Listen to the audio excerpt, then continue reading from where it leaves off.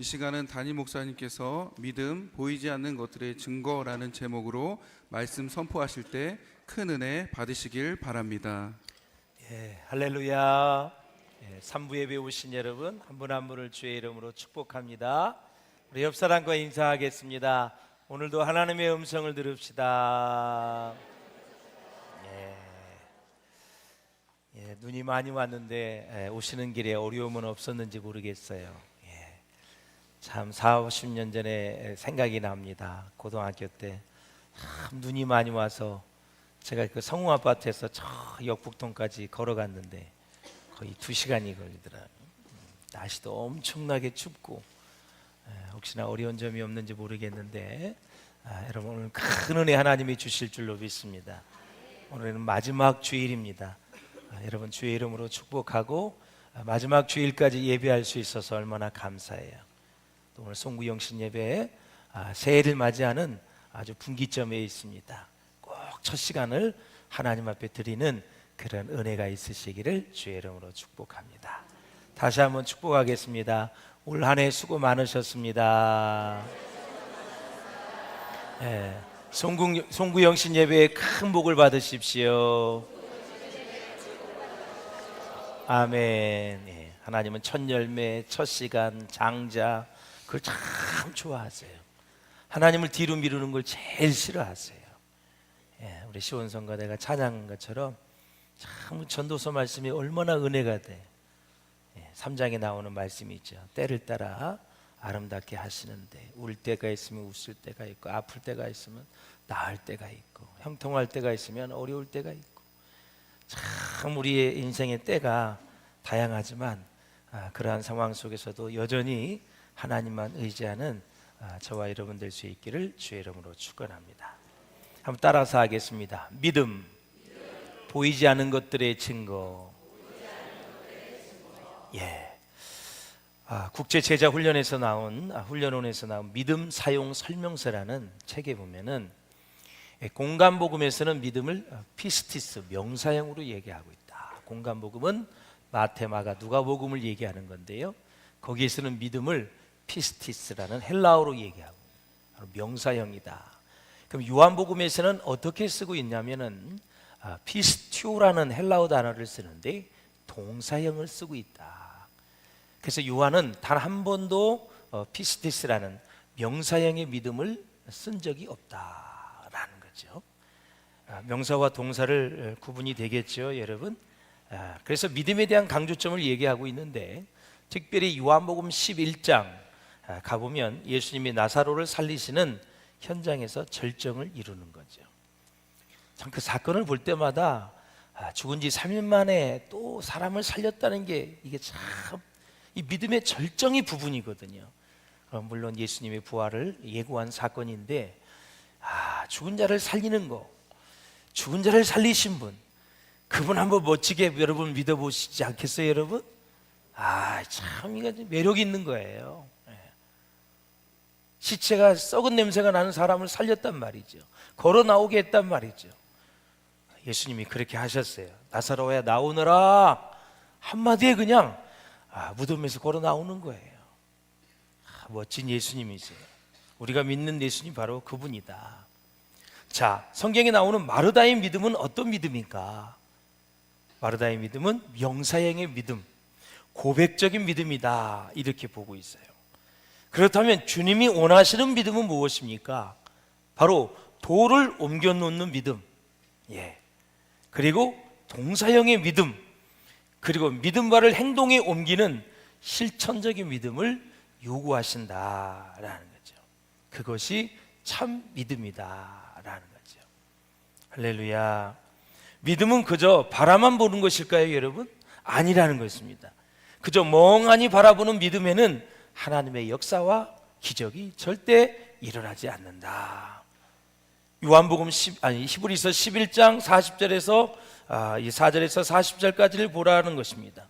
믿음의 모습을 자세히 보라는 건데 이들 가운데 누구 하나 입을 벌리고 선 채 감이 떨어지기를 그렇게 기다렸던 사람이 단 한 사람도 없다라는 거죠. 그들은 명사형 믿음이 아니고 동사형의 믿음을 가졌다는 것입니다. 이 동사형의 믿음에서 기적이 나타나는 것입니다. 그러면서 그 책에서 한 자매를 만났던 이야기를 합니다. 그녀는 자신의 세 아들을 아주 귀하게 잘 키웠습니다. 아들이 셋인데 둘째가 28살에 암에 걸렸습니다.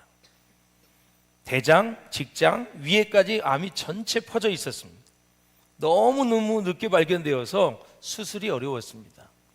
유명한 병원 여러 곳을 다니면서 수술을 한번 해달라고 요청을 해서 겨우겨우 수술 날짜를 잡았습니다. 그리고 이렇게 기도했다고 합니다. 하나님 아버지, 제가 아들을 너무 사랑했습니다. 용서하여 주십시오. 아들을 살려만 주시면 하나님께 드리겠습니다. 곧이어서 수술을 통해 그 아들은 럭비공만한 암덩어리를 떼어내고 수술한 지 7년이 지나도록 지금까지 건강하게 살고 있다라는 것입니다. 그리고 그녀는 약속대로, 하나님과 약속한 그대로 아들을 하나님께 드렸습니다. 바로 이처럼 믿음은 행동으로 옮기는 것이다 라는 거예요. 행동을 할 때 하나님의 역사가 일어난다라는 것입니다. 자, 그러면 믿음의 정의가 여러 가지가 있겠지만 믿음이란 무엇인가 한번 읽어보시겠습니다. 시작. 시간을 앞당겨서 하나님의 약속을 바라보는 것, 후에 벌어질 일을 미리 앞당겨 마치 현실인 것처럼 여기며 행동하는 것. 시간을 앞당겨서 하나님의 약속을 바라보는 것입니다. 후에 벌어질 일을 미리 앞당겨서 마치 현실인 것처럼 여기며 행동하는 것입니다. 아브라함은 75세에 부름을 받아 100세에 아들을 낳았습니다. 25년을 앞당겨서 바라보고 믿은 것입니다. 또 아브라함은 하나님으로부터 400년 만에 너희가 애굽에서 나오리라 라는죠. 400년 후에 일어날 일들을 믿은 것입니다. 그러니까 미리미리 그것을 앞당겨서 일어날 것을 믿고 받아들이고 수용해서 하나님의 역사를 이루어가는 거다. 그래서 히브리서 11장은 우리가 흔히 믿음장이라고 얘기하죠. 믿음은 하나님께서 주시는 선물이심을 믿으시죠? 믿음은 하나님이 주시는 거예요. 선물입니다. 그러니까 잘 말씀을 전할 때 믿어지는 사람은 선물을 많이 받은 사람이에요. 무슨 선물? 믿음이라는 선물. 한 시간 앉아 있는데 단 한 가지도 믿어지지 않는다. 기도하시기를 바랍니다. 하나님, 나에게 믿음을 선물로 주시옵소서. 기도하시면 하나님이 주실 줄로 믿습니다. 하나님을 기쁘시게 하는 것이 무엇입니까? 믿음입니다. 믿음. 하나님께서 주시는, 우리에게 주시는 모든 것을 받아들이는 마음, 이것이 믿음입니다. 믿음은 내 판단을 포기하는 것입니다. 그분의 말씀을 받아들이면서 나의 의심, 내 생각, 내 뜻, 내 욕심, 내 소원을 다 포기하는 것입니다. 대신에 하나님의 말씀을 수용하고 나를 버리고 하나님의 뜻을 받아들이는 것이 바로 믿음이다. 그렇게 되어지면 기뻐하면서 평안을 누리게 됩니다. 기뻐하면서 평안, 이게 믿음과 같이 연결되어 있습니다. 믿음으로 반응하면 기뻐하면서 평안을 누리게 되어 있어요. 믿음으로 반응 안 하면 굉장히 찝찝하고 마음이 불안하고 마음이 개운하지 않고 기쁨이 사라지게 됩니다. 여러분이 그렇게 믿음으로 받아들이는 모든 일들이 될 수 있기를 주의 이름으로 축원합니다. 자, 우리 1절과 2절을 같이 보겠습니다. 시작. 믿음은 바라는 것들의 실상이요 보이지 않는 것들의 증거니 선진들이 이로써 증거를 얻었느니라. 아멘. 6절은 어떻게 됐는지 시작. 믿음이 없이는 하나님을 기쁘시게 하지 못하나니 하나님께 나아가는 자는 반드시 그가 계신 것과 또한 그가 자기를 찾는 자들에게 상 주시는 이심을 믿어야 할지니라. 아멘. 자, 그렇다면 무엇을 믿어야 됩니까? 무엇을 믿어야 될까요? 네 가지입니다. 첫째 뭐예요? 하나님이 계신 것을 믿어야 됩니다. 하나님의 존재를 믿으셔야 됩니다. 세 번째는 하나님이 우리에게 상 주시는 것을 믿으셔야 돼요. 그리고 하나님의 약속을 받아들이고 의심 없이 신뢰하는 것, 그의 약속을 믿는 것이 믿음이다라는 거예요. 이런 것들은 그냥 탁 머리에 넣고 있어야 돼요. 단답식으로 하나님이 계신 거, 하나님의 존재, 하나님이 상 주시는 분, 하나님이 상 주시니까 늘 믿음으로 살고 믿음으로 봉사하고 믿음으로 헌신하죠. 약속을 믿으면 기적이 일어나니까 하나님의 말씀을 믿어야 되겠구나. 할렐루야. 하나님이 주신 말씀을 믿으려면 하나님의 존재를 먼저 믿어야 되죠.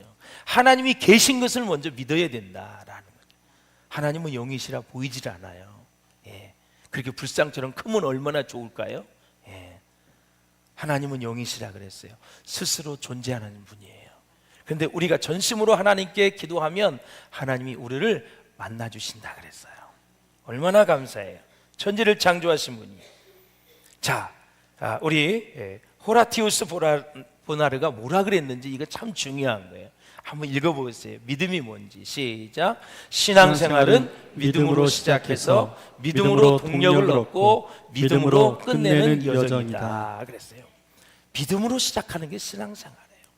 믿음으로 동력을 얻는다는 것은 믿음으로 반응하고 믿음으로 받아들여서 기적을 맛보는 거고, 믿음으로 마지막 우리의 죽을 때까지 다 여정을 마치는 거예요. 주님, 내 영혼을 받아주시옵소서. 이렇게 하나님 앞에 나아가는 거죠. 그래서 마지막 죽을 때도 믿음이 있어야 돼요. 헛소리 하시면 안 돼요. 하나님이 어디 있느냐 이런 소리 하시면 안 돼요. 그러면서 계속해서 오늘 본문에는 믿음의 조상들에 대한 예를 들고 있어요. 자, 가장 먼저 예로 든 사람이 노아입니다. 하나님께서 노아에게 말씀하셨는데 정말 어려운 것을 말씀하셨어요. 저는 개인적으로 성경 인물들을 많이 좋아하는데 바울, 다윗, 다니엘, 그리고 노아를 참 좋아해요. 지난주에 어디 회의를 갔다가 아주 럭셔리한 카페에 갔었어요. 목사님들하고 갔는데 거기 주스가 여러 가지가 있는데 선택을 하라고 그러더라고요. 다른 사람은 커피를 마시는데 갔는데 주스 이름이 노아 주스, 노아스 주스 이렇게 돼 있어요. 내가 좋아하는 인물인데 한번 먹어보자 그랬더니 그 사장이 음성이에요. 그 음성 호숫가에 어마어마한 큰 카페가 있더라고요. 이름은 안 가르쳐 줄 거예요. 이게 엄청나게 크고요. 이 사람이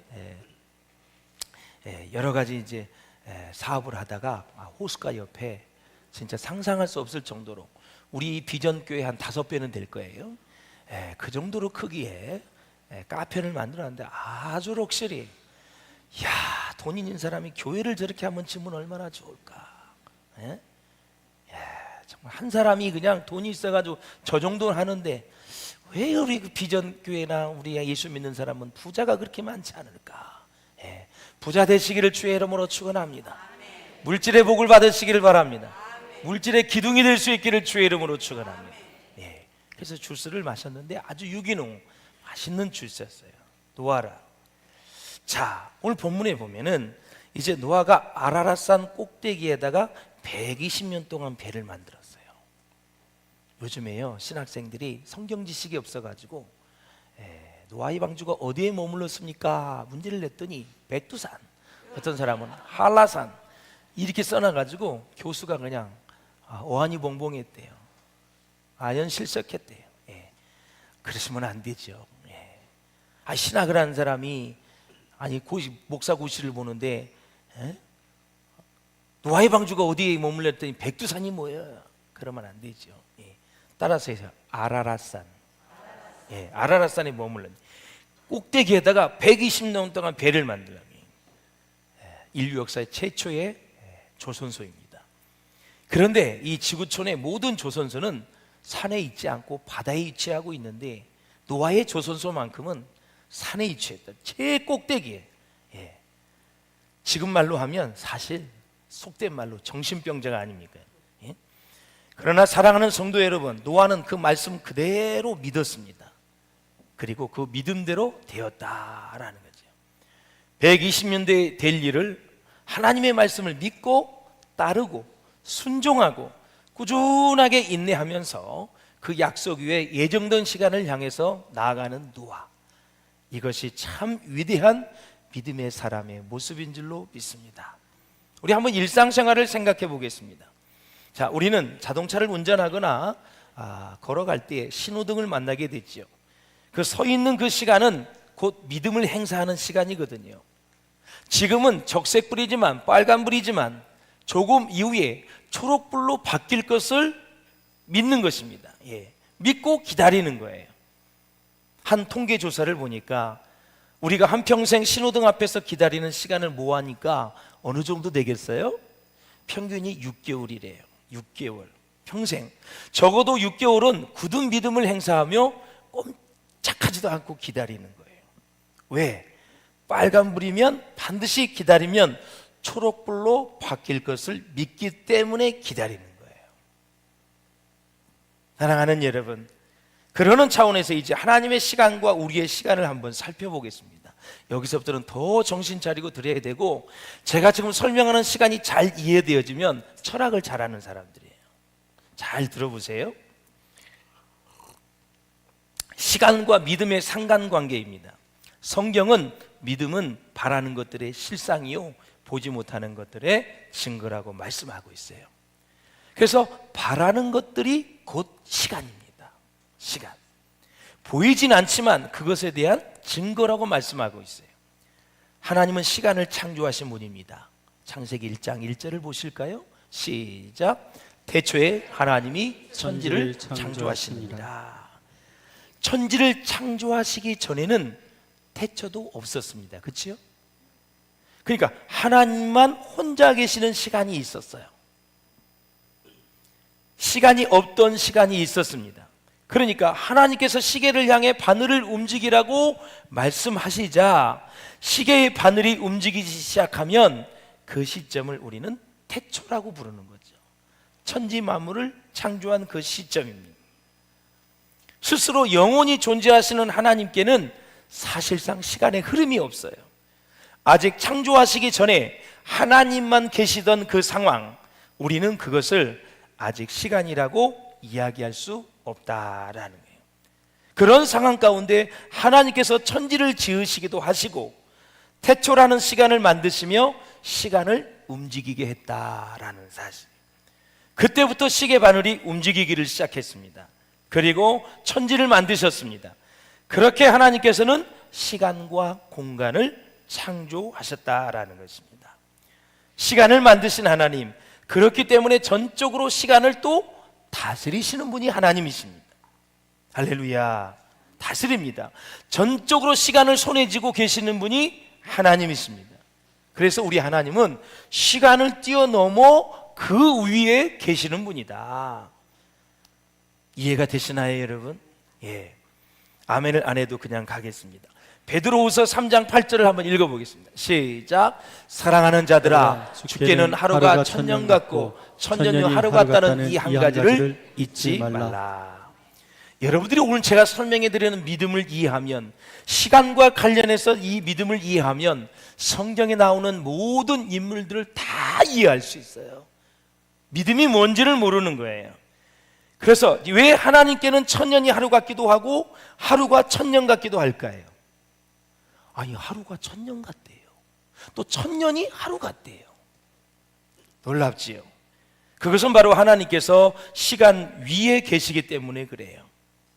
자, 성육신 사건, 인카네이션을 한번 보겠습니다.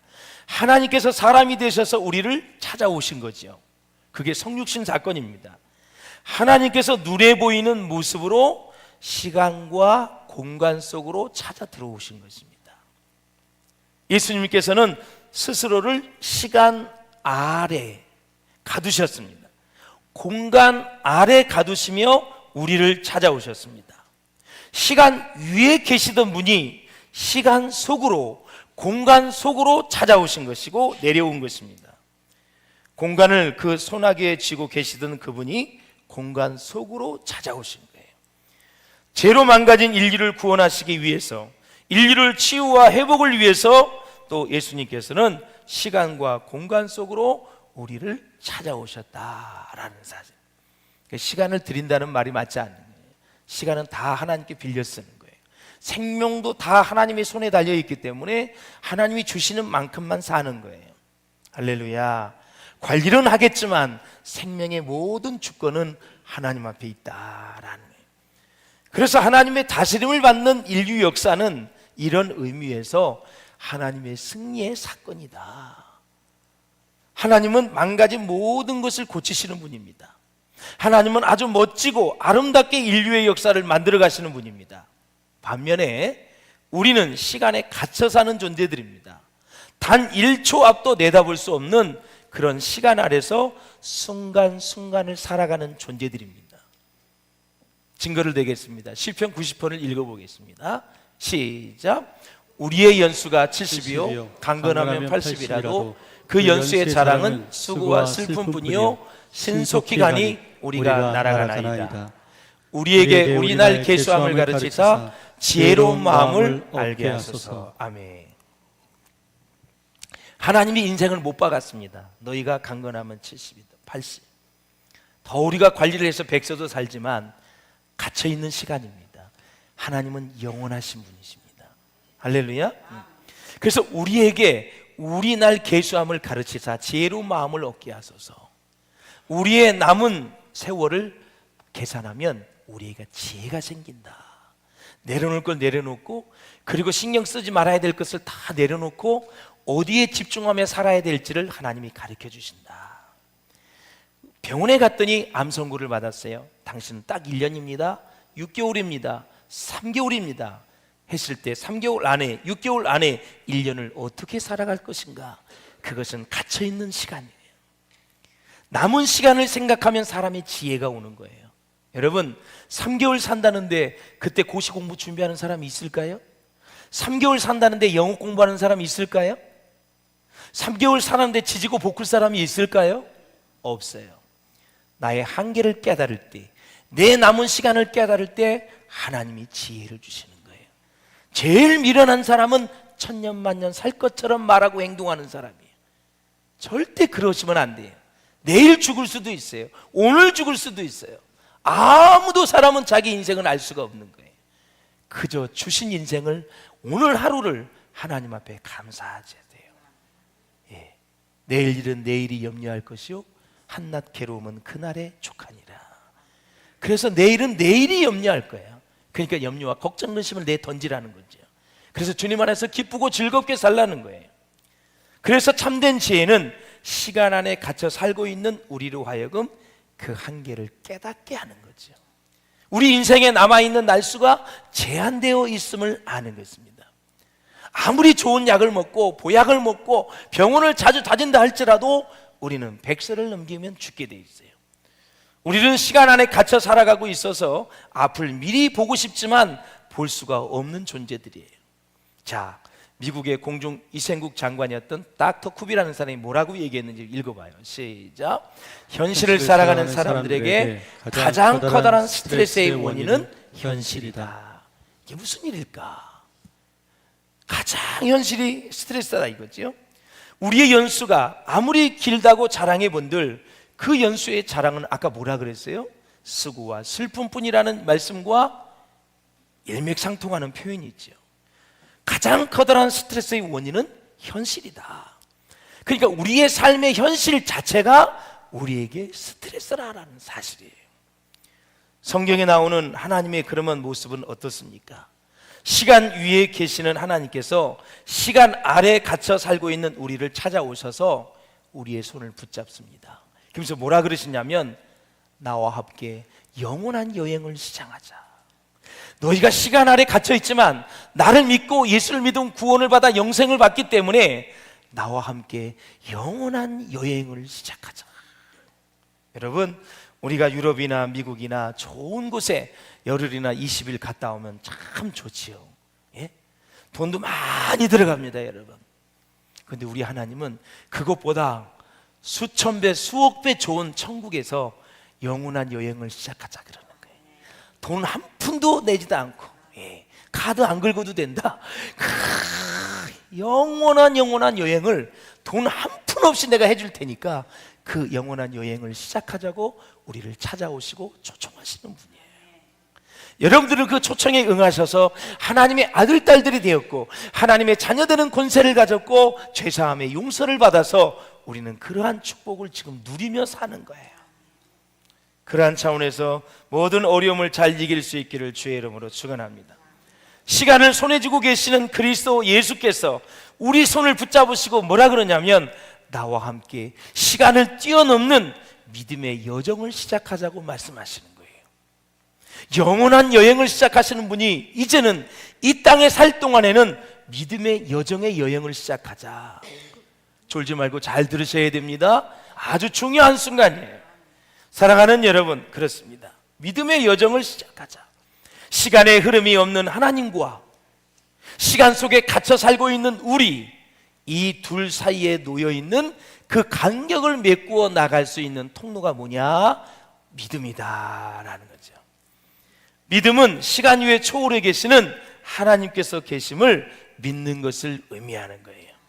그 하나님께서 우리를 찾아오심을 믿는 것을 의미하는데, 하나님께서 우리의 손을 붙잡고 같이 가자고 초청하는 것, 그것을 받아들이는 것이 믿음입니다. 그리고 하나님의 시간과 우리의 시간 사이에 성경이 말씀하는 믿음이 놓여 있다라는 사실이에요.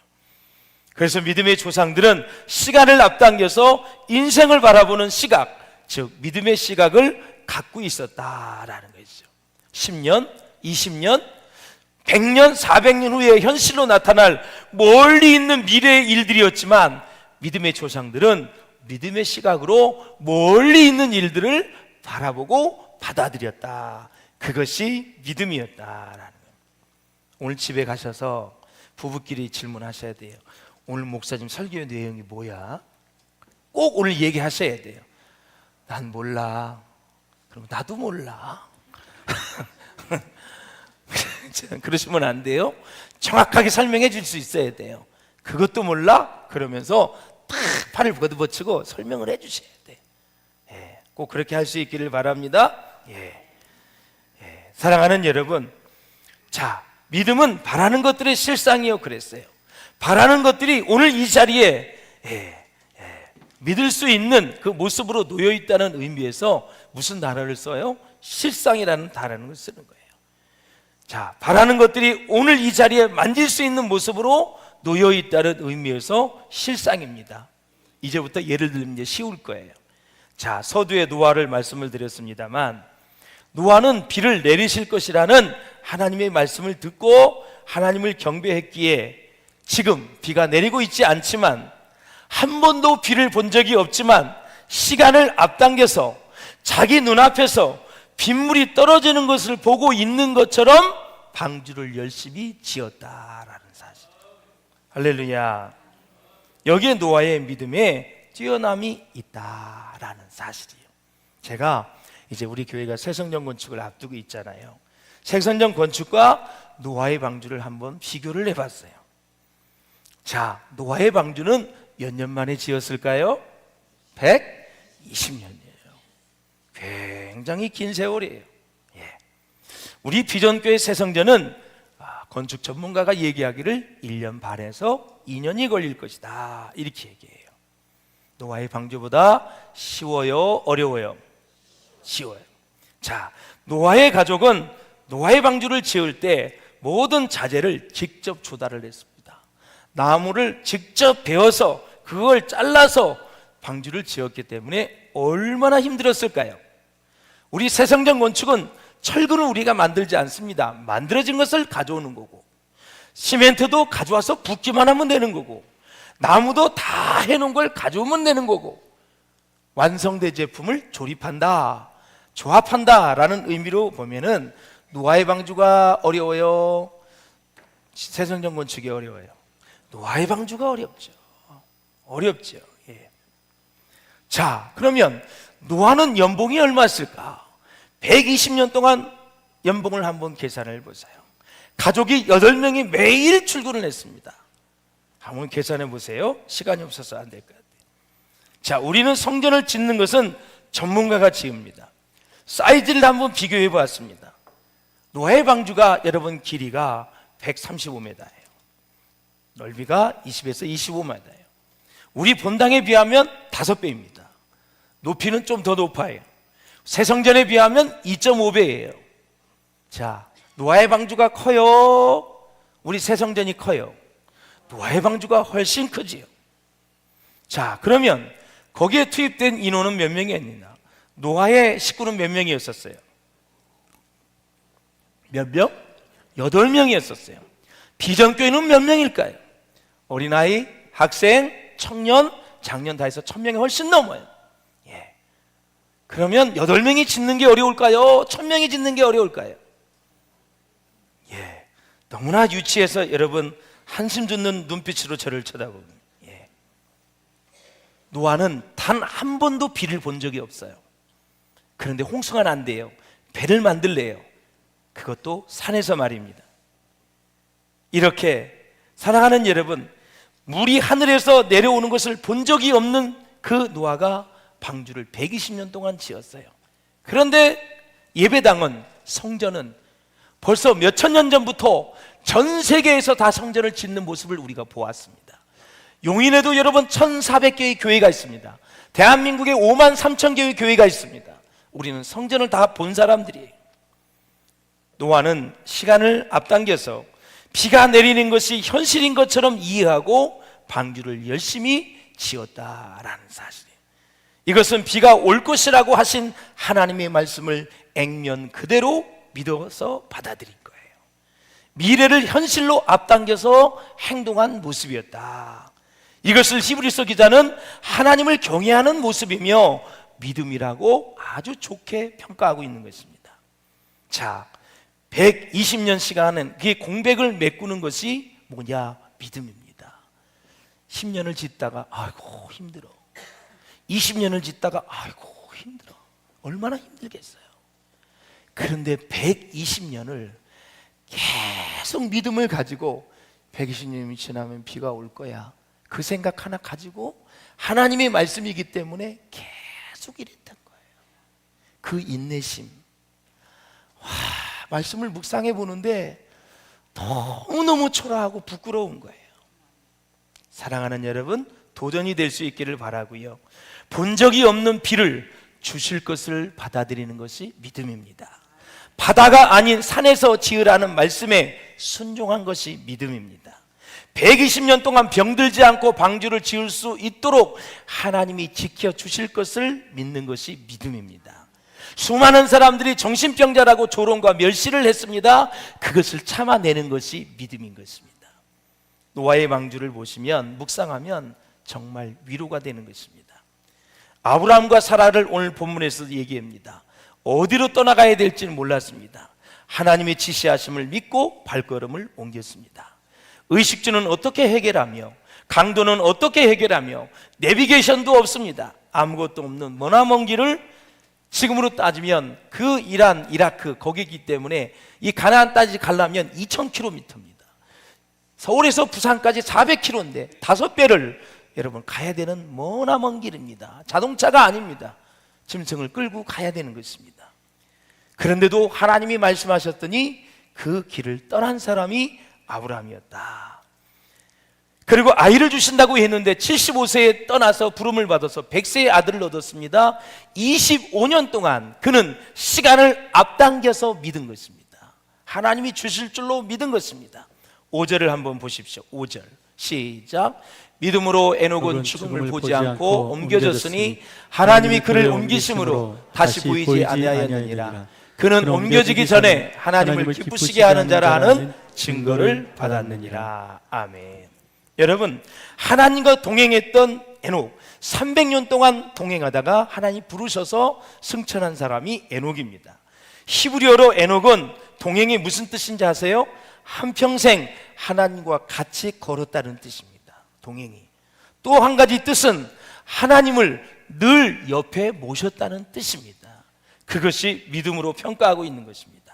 그리고 에녹은 하나님께 자꾸 여쭈어보고 그분의 말씀에 귀를 기울이며 그대로 따라갔다. 늘 옆에 있었다. 하나님과 늘 대화했다. 히브리서 저자는 이것을 믿음이라고 얘기하는 것입니다. 자, 예수님이 성령님을 설명하실 때도 사용하신 단어가 파라클레토스입니다. 바로 이 성령이 바로 히브리어로 펠라오로 파라클레투스라는 단어. 파라가 바로 옆에, 클레투스가 부름을 받은 존재. 보혜사 성령은 우리 옆에서 우리를 돕는 자예요. 그래서 보혜사 성령이라 그래요. 할렐루야. 그래서 사랑하는 여러분, 하나님 옆에서 그분과 함께 동행하며 그분께 순종하며 따르는 것이, 그것이 믿음이다. 요셉을 볼까요? 히브리서 11장 22절 봅니다. 시작. 믿음으로 요셉은 임종시에 이스라엘 자손들이 떠날 것을 말하고 또 자기 뼈를 위하여 명하였으며, 요셉은 하나님께서 약속의 땅으로 자기 민족을 다시 데려가실 것을 굳게 믿었기 때문에 400년 후에 벌어질 출애굽을 미리 바라보고 예언을 했고, 그것이 마치 벌어지는 일인 것처럼, 오늘 일어나는 것처럼 자기 뼈를 약속의 땅으로 가져가 달라고 부탁한 거예요. 400년 후에 그대로 이루어졌습니다. 정확한 시간에 하나님은 완벽한 타이밍에 등장하시는 그 주님을 기다리는 마음이, 성경은 뭐냐? 믿음이라고 얘기하는 것입니다. 사랑하는 여러분, 성경에 기록되어 있는 두꺼운 하나님의 이력서가 있습니다. 창세기부터 계시록까지 하나님이 한 번이라도 늦은 적이 있거나 한 번이라도 우리를 서운하게 대해주신 적이 있는지 살펴보라고 합니다. 한 번도 없다라는 것입니다. 자, 모세가 부름을 받았어요. 하나님 앞에 이제 이스라엘 백성을 출애굽시키라 그랬는데, 나는 능력이 없다, 말을 못한다, 바로가 나를 불러서 하나님이 누구라고 말하면 나는 어떻게 말해야 되느냐 하면서 지연을 시켰습니다. 그것이 30년입니다. 하나님의 시간은 400년이었는데 30년을 지체했기 때문에 430년 만에 나왔어요. 이렇게 지도자가 하나님 앞에 부름을 받았을 때, 사명을 받았을 때 불순종하면 백성들이 30년 동안 애굽에서 더 고통을 받았다라는 사실이에요. 모세가 부름을 받았을 때 예, 아멘 하고 나갔다면 이스라엘 전체가 30년 동안 고통을 덜 받았다라는 사실이에요. 그래서 지도자나 하나님께 부르심을 받은 사람들은 그 즉시 믿음으로 순종해야 시간의 고통에서 벗어나는 그러한 은혜를 힘입을 수 있다라는 사실인 것입니다. 할렐루야. 자, 마지막 요한복음 6장 11절을 읽어보고 마치겠습니다. 시작. 나사로가 병들었다 함을 들으시고 그 계시던 곳에 이틀을 더 유하시고. 나사로가 죽었습니다. 먼 곳에서 소식을 들었는데 예수님이 이틀 동안 가지지 않았습니다. 마르다와 마리아가 자기 오라비 나사로가 죽었는데 왜 안 오느냐, 우리 집에서 밥을 먹고 식사를 하시고 주무시고 그렇게 섬김을 받았던 분이 우리 오라비가 죽었을 때는 안 오신다, 세상에 장례식도 안 오시는 분이 있나, 엄청나게 서운하게 생각을 했습니다. 그런데 그것은 하나님의 뜻이었다. 예수님이 늦게 오신 거, 지각하신 거, 서운함을 가졌는데 바로 15절을 한번 읽어보세요. 뭐라 그러시는지. 시작. 내가 거기 있지 아니한 것을 너희를 위하여 기뻐하노니 이는 너희로 믿게 하려 함이라. 그러나 그에게로 가자 하시니. 아멘. 자, 주님은 나사로가 죽기를 일부러 기다리신 것입니다. 여러분, 기다리신 거예요. 예. 그리고 너희가 믿으면 영광을 보리라. 예수님은 죽은 자도 살리시는구나.